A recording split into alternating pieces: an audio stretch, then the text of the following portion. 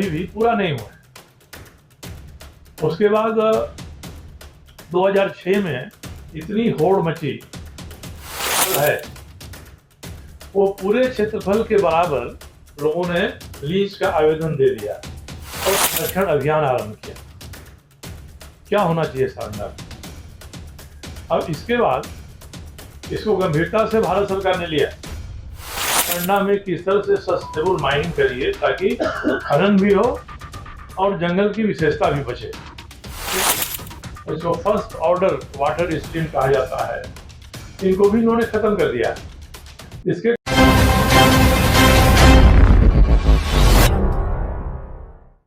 Supreme court के सामने, और ऐसा नहीं होगा तो मुख्य सचिव के जेल जाने की नौबत आ सकती है।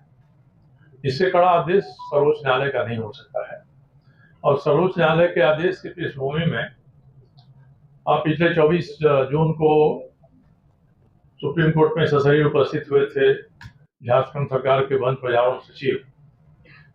उन्होंने सैंक्चुरी घोषित नहीं होने के लिए सर्वोच्च न्यायालय के सामने क्षमा याचना की थी और यह आश्वस्त किया था कि बहुत जल्दी ही हम लोग सैंक्चुरी घोषित कर देंगे। उन्होंने कहा कि हम लोग ने इस मसले को wild life institute of India Dehradun भेजा है।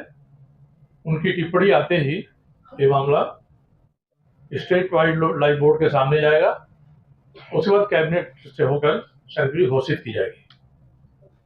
मगर तब तक स्टेट वाइल्ड लाइफ बोर्ड बना भी नहीं था। अब WII जो wild life institute of India है, उसने अपना प्रतिवेदन दे दिया और वो प्रतिवेदन सारंडा में सैंक्चुरी बनाने के पक्ष में है। इसके बाद सरकार ने एक जूनियर अफसरों की एक समिति बना दी। उसके बाद सुप्रीम कोर्ट ने कड़ा रुख लिया है। तब झारखंड सरकार ने अपनी एक मंत्री परिषद की उप समिति बनाया है और उप समिति आज सारंडा क्षेत्र में गई है। तो आज का प्रेस कॉन्फ्रेंस इसी पृष्ठभूमि में है कि सर्वोच्च न्यायालय ने जो आदेश दिया उसके पीछे खुद झारखंड सरकार के वन पर्यावरण विभाग के सचिव का आश्वासन है।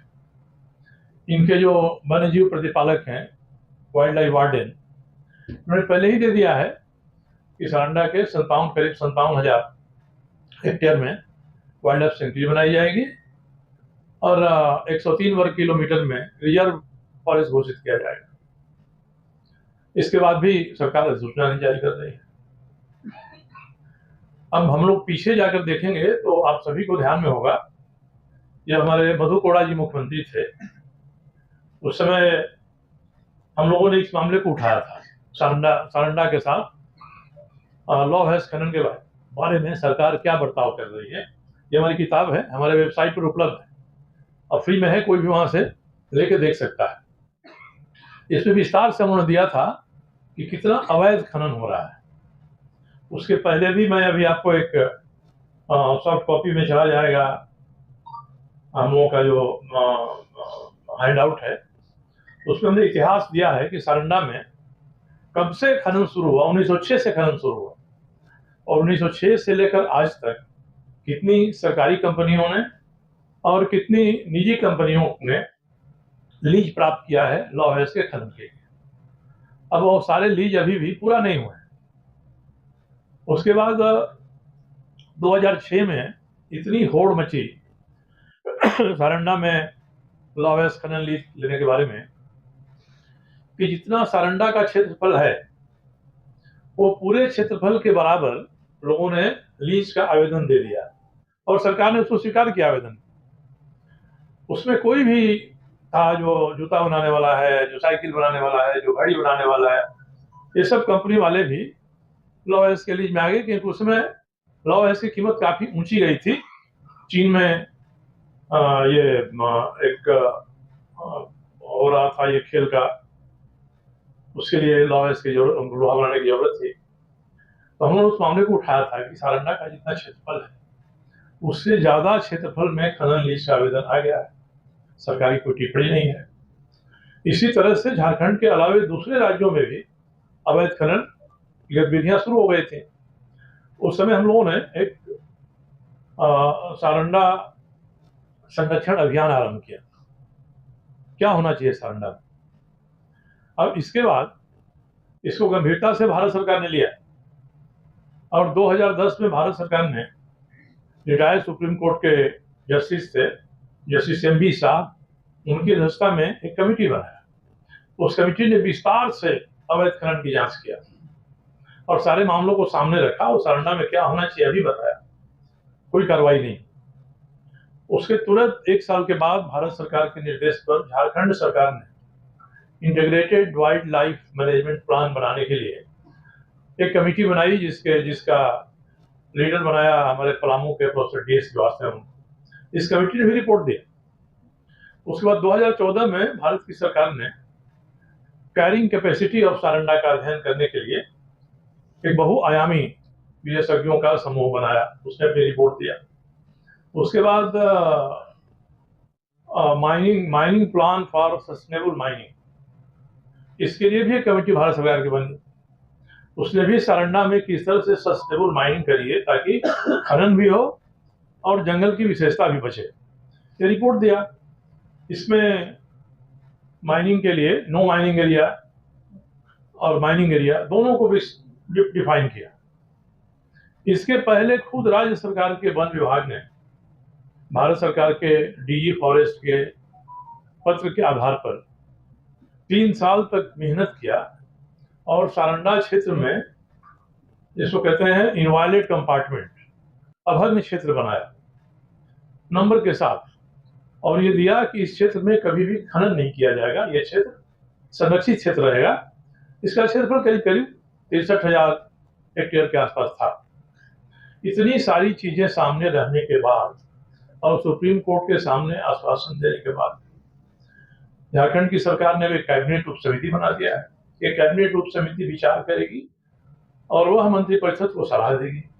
उस सलाह के आधार पर 8 अक्टूबर को जब मुख्य सचिव को हाजिर होना है, उसके पहले प्रतिवेदन दे दिया जाएगा कि सारंडा में वन्य जीव अभ्यारण्य, वाइल्ड लाइफ सेंचुरी बनाने के बारे में सरकार का क्या विचार है।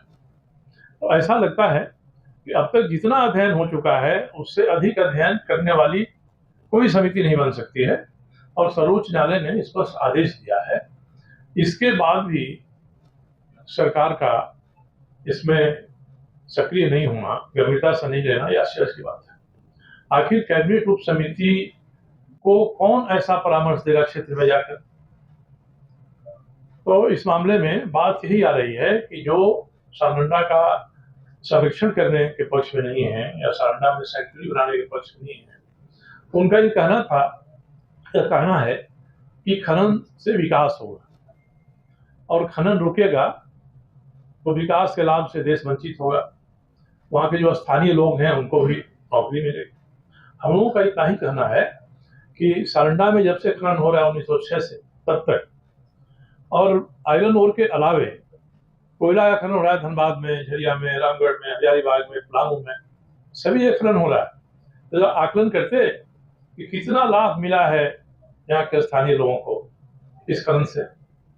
ठेका लेती है बड़ी कंपनियां, ट्रांसपोर्टेशन का ठेका लेती हैं बड़ी कंपनियां, केवल मजदूरी के नाम पर थोड़ा यहाँ सहायता मिलती है स्थानीय लोगों को, और वो भी अब मजदूर की जगह मशीनें काम करने लगी हैं।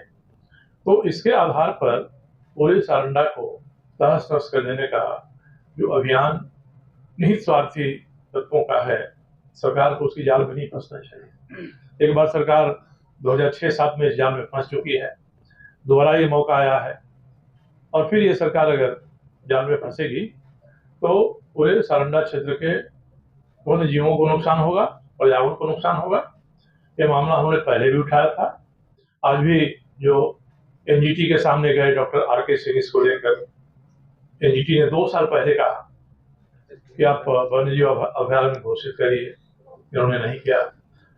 उसके बाद नहीं हुआ तो 2 साल के बाद आर.के. सिंह और डॉक्टर डी.एस. श्रीवास्तव जो integrated wildlife management plan इन्होंने बनाया था, ये सुप्रीम कोर्ट गए कि सरकार सुप्रीम कोर्ट एनजीटी के आदेश को लागू नहीं कर रही है, तब आज की ऐसी स्थिति पैदा हुई है।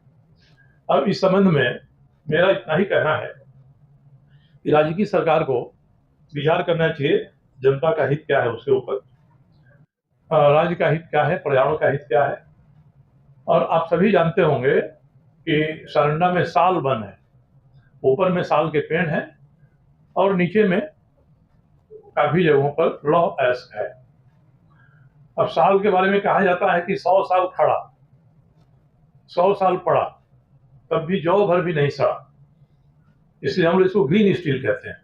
100 साल पुराना पेड़ को काट दीजिए और 100 साल तक जमीन पर पड़ा रहेगा, तभी जौ भर भी नहीं सड़ता है। इतने समय में तो इस्पात और लोहा जंग खा के खत्म हो जाए। तो इसका ध्यान रखना चाहिए। एशिया का सबसे अधिक महत्वपूर्ण साल वन क्षेत्र है, वहाँ अत्यधिक मात्रा में जैव विविधता है, वहाँ अत्यधिक मात्रा में वन्य जीवों का आवास है। इस पर सरकार को ध्यान देना चाहिए। और मैं किसी गलतफहमी में नहीं हूँ, ये सरकार जो रवैया अपना रही है, मुझे लगता है कि सरकार और विपक्ष भी इसके बारे में स्पष्ट नहीं है। आज तो जिन लोगों ने 2006-7 में अवैध खनन किया था और सारंडा पर आफत लाया था, वो सब लोग तो आज विपक्ष के ही साथ हैं। और 2009 में वहाँ सबसे बड़ा खननकर्ता स्टील अथॉरिटी ऑफ इंडिया है। इसको आगे और चिड़िया में लीज नहीं दिया जाए, इसके लिए भारत सरकार की फॉरेस्ट एडवाइजरी कमेटी ने स्पष्ट प्रतिवेदन दिया और इनके आग्रह को ठुकरा दिया कि आपके पास सभी जितना लीज क्षेत्र है, आप उसका 1/4 भी खनन नहीं कर सके हैं, आप और मांगते हैं अधिक।